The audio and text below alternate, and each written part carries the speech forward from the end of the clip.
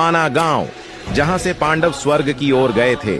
जी हाँ, वही माना गांव जहां भगवान श्री गणेश ने महाभारत लिखी थी और सिर्फ यहां से ही सरस्वती नदी के दर्शन भी किए जा सकते हैं। पहले इसे भारत के अंतिम गांव के नाम से जाना जाता था, पर अब इसे बदलकर भारत के पहले गांव के नाम से जाना जाता है। माना गांव चमोली डिस्ट्रिक्ट में आता है और बद्रीनाथ से इस गांव की दूरी सिर्फ 3 किलोमीटर की है। इस गांव में स्थित गणेश गुफा में ही भगवान श्री गणेश ने बैठकर वेद, पुराण और महाभारत लिखी थी। गणेश गुफा के बारे में कहा जाता है कि जब भगवान श्री गणेश जी वेद लिख रहे थे तो सरस्वती नदी अपने रौद्र रूप से बह रही थी, जिससे कि भगवान श्री गणेश को वेद लिखने में बहुत दिक्कत हो रही थी। तो उनके मना करने के बाद भी जब शोर कम नहीं हुआ तो गणेश भगवान ने सरस्वती नदी को श्राप दे दिया कि तुम इससे आगे किसी को भी नजर नहीं आओगी, और इसीलिए सरस्वती नदी सिर्फ माना गांव से ही देखी जा सकती है। इस गांव से थोड़ी ही दूरी में स्थित है